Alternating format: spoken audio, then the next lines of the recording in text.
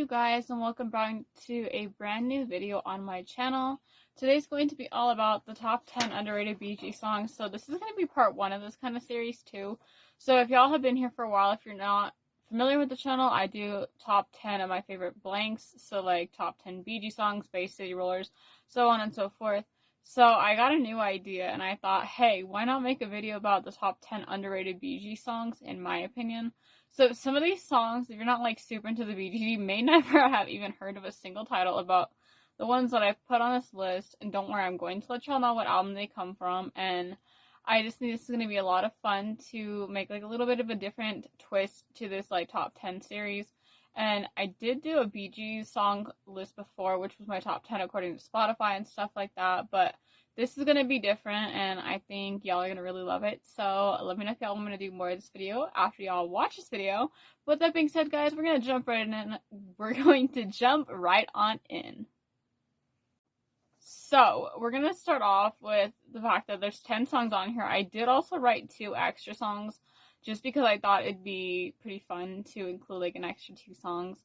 So the first one is going to be called Never Been Alone. Now I cannot remember if I put this on one of my top 10 under my top 10 songs or however I went about that, but this one comes off of To Whom It May Concern. So To Whom It May Concern was one of their earlier albums. Not exactly one of their first, but it was one of their earlier ones in the 1970s. So Never Been Alone, just like a soft sentimental song, and I definitely think this is one that is at the top of being underrated because, again, I looked at like the Spotify numbers and a lot of these songs don't have that many streams given how much like the rest of them have. Like, yeah, there's a couple 100,000 streams on them, but some of these songs don't even have over 1 million, and it literally shocks me. And maybe it's because a lot of people don't use Spotify, maybe, but I don't know. Next up is off of This Is Where I Came In. Now, This Is Where I Came In is a album that was the very last album they ever put out. So the song coming off that one is The Extra Mile. I have never heard a single soul talk about this song. And I was in a phase, like a couple years ago, listening to This Is Where I Came In, like over and over again. It literally took me forever to get the CD, and now they're selling it pretty decently priced on eBay. But at one point when I was trying to get the CD, they wanted like $800 on Walmart, which I definitely think that was a mix-up or a mess-up on something because there's no way that album was $800 on CD. However, The Extra Mile is definitely one of those softer songs. I feel like a lot of the ones I picked out are more of the softer love songs, and I definitely think that, like some of these songs give off like country vibes and stuff like that. I feel like they should have totally done more of a country album. Like, we're gonna get to Living Eyes era, but something about maybe doing country songs would have been super, super cool. I know Barry now did the country album with like different artists, which was Greenfields. So shout out to that album. The next song is It's My Neighborhood off of One. Now, again, they did do this song live at one point on one of the, what do you call it? The DVD Melbourne, Australia, Las Vegas things. And I just feel like It's My Neighborhood is one of those more underrated songs.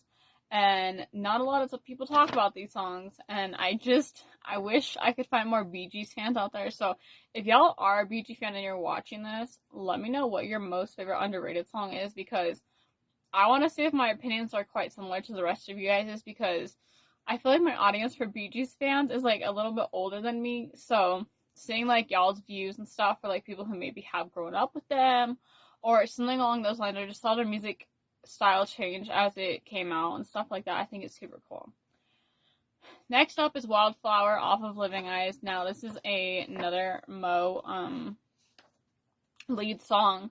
Now Maurice or Morris, I say it both ways because I know there's been so many people telling me like there's 2 different ways to say it. So Morris is how like they said it in England and Australia. Maurice is the more like, I guess, Americanized version of what I heard like in an interview or something like that. So I was like, Mo or Morris, but I call him Mo more than anything. So, Mo sang lead on a couple of songs, and I definitely think that he deserved a lot more appreciation for the work he did, because he, out of all 3 brothers, probably, I think, could play the most different kinds of instruments, which he was a musical genius, let alone he also, as cameras developed and stuff, he was super into cameras and stuff, and like watching those videos of him like with all this stuff is super, super cool.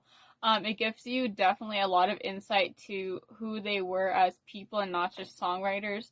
So as you learn about them as people, I think it helps connect to the personalities and ideas they put into their music.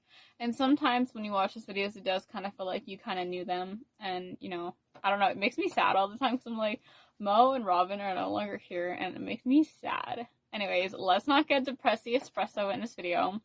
The next song is This Is Your Life off of ESP. Now, I feel like the ESP album was a totally different era for them. It was totally different from, like, the disco, which I won't call it disco, but, you know, disco in air quotes, era of music. ESP kind of, like, changed the way they did music and stuff, because from the 70s to the 80s, their music style changed so much. So, again, This Is Your Life is one of those songs that, like, you wouldn't expect the Bee Gees to have put out, but again, their music style was changing and they were getting more into like new different ideas for like the eras of the 80s. And I feel like they really did swoop into the 80s and like get a new idea. And I think that is super cool to see how their music style changed from literally like the like 58-ish when they started with like the Three Kisses of Love and stuff like that, and then going into the 60s with their hits like Massachusetts and To Love Somebody. And then the 70s brought them with early fame for How Can You Mend a Broken Heart, and then it went on to the 70s later with the Main Course album, to Children of the World, to the Saturday Night Fever albums, and how much their music style changed from era to era. Now, moving on, now we're going back to a little bit earlier from ESP. I totally could have put these in the right order from era-wise, but I was just looking through the albums and picking out the songs that I thought were super underrated. So this one comes off of Life in a Tin Can. Now, I feel like some people may know the album Life in a Tin Can. Maybe some people don't. But Life in a Tin Can is definitely one of those albums, if you are a BG fan, that y'all need to check out if you have yet to do so. The song that comes off of this one that I have on this list is My Life Has Been a Song.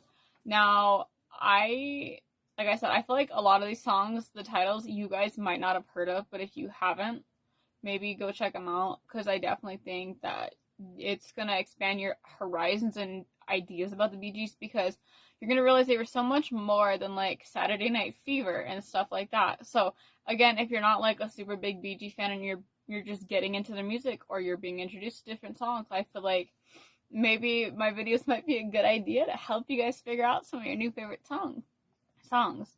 Okay, next up is 2 Years On. Now, 2 Years On was one of their earlier albums as well in the 70s. Back Home, I feel like I'm going to say that title and everyone's going to be like, what? What is Back Home? It's just an amazing song, and again, one of the ones that don't play on the TV, it does not play on the radio. I really do wish they'd bring back more songs on the radios from like the 70s and stuff like that. Like, there's plenty of music stations out there, but like for the Bee Gees, I feel like a good chunk of them, like for the 60s music, they play To Love Somebody in Massachusetts. Sometimes you'll hear like other songs like different than that, but like the 70s era of music, they mostly play like Night Fever, Staying Alive, Jive Talking, Nights on Broadway, stuff like that. And like, of course, like anyone loves those songs, don't get me wrong, but like they were so much more than just their disco songs. And maybe again, that's just my own opinion, but you know, it'd be super cool to hear different songs come out on the radio about their early music or their 80s stuff. Maybe like include some of their 80s stuff on the 80s stuff, you know, the soundtracks and stuff like that. Next up is called Dearest off of Trafalgar or Trafalgar. I never say this album title correctly. I know there's two different ways to say it.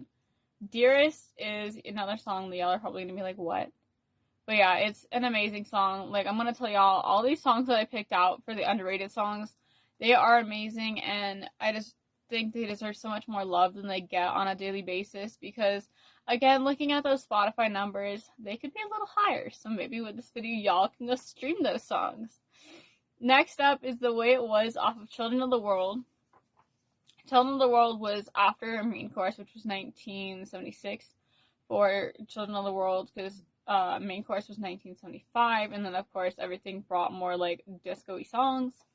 And again, The Way It Was not a hit off of Children of the World, but definitely one good, amazing song off of the album.